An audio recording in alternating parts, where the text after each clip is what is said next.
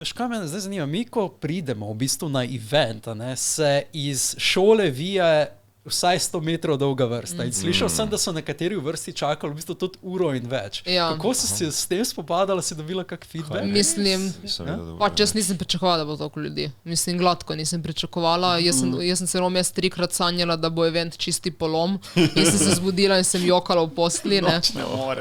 Res nisem vedela, da bo toliko ljudi. No. In res mi je žal, ker potem, ko so prišli ob 12:30 v prostor, so me vprašali, kako je zdaj s predavanjem o horror žanru v animejih, ki je bil pa ob 12 in so ga v bistvu zamudili, ker niso prišli notri. Ne?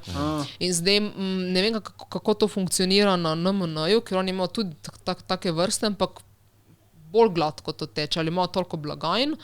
Mogoče prej odpreš event, zato da lahko na začetku programa so že vsi noter. Samo takrat se postavlja, takrat se še ureja. Ja, to je tudi. Zdaj ne vem, imajo več blagajna na MN-ju? Ti si bil mislim, da imajo, tako 4 naenkrat delajo ali 2. Se pravi, NMN, ki se dogaja na Gospodarcu, ima pač seveda že predpostavljene, v primerjavi z Umikom, kjer je pač mora biti makeshift blagajna, imajo oni že blagajne postavljene, vse blagajne so že postavljene in mislim, da imajo namenske 4 blagajne, ki naj bi operirale ves čas.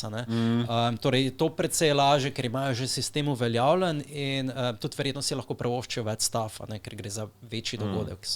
Se Umiko je tudi bil velik dogodek. Mislim, ko sem jaz prišel tja, pa ko vidim sklop šole, pa ljudi vse posod me tako stisnilo, sem bil, moj bog, kaj jaz delam tu, zakaj to toliko ljudi naenkrat. Jaz sem tako vesel, da... Zakaj pa niste imeli predprodaje, tako kot ste imeli lani?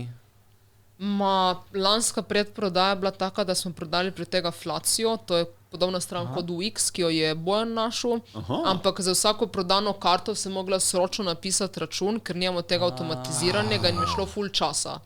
Zato jaz sem nekako pisala račune vsak dan cirka 40 minut, kar je veliko, ne?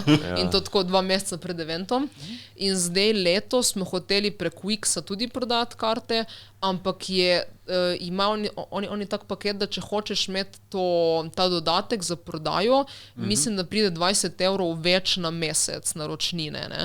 In sem mislila, dobro, vse verjetno ne bo tajega navala, lani je bilo 700 kart, mogoče jih bo letos 900 ali pa 1000, ne?